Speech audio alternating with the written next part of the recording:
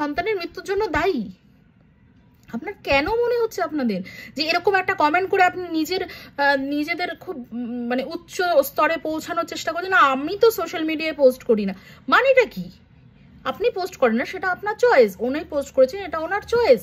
আপনি কি বলতে চাইছেন আপনারা যে ওনার এরকম পোস্ট করেছে দ্যাটস ওয়াই এই ধরনের জিনিস হয়েছে? মানে আমরা যুগ এই ওই আধুনিকতা কোনো কিছুতে যাচ্ছি না, আমি শুধু একটা মানুষের মনুষ্যত্ব নিয়ে প্রশ্ন করছি। কিছু জিনিস আমরা বুঝি বা আমাদের মনে হয় এই কারণে হয়েছে, তাও আমরা চুপ থাকি ফর এ রিজন। কিসের রিজন? যে অপর মানুষটা কষ্ট না পায়। আবার আপনারাই কিছু পোস্টে গিয়ে করবেন যে সন্তানের কাছে মায়ের গুরুত্ব কেউ বুঝবে না, মা এই হয়, মা ওই হয়, মা এই জন্য এই হয়।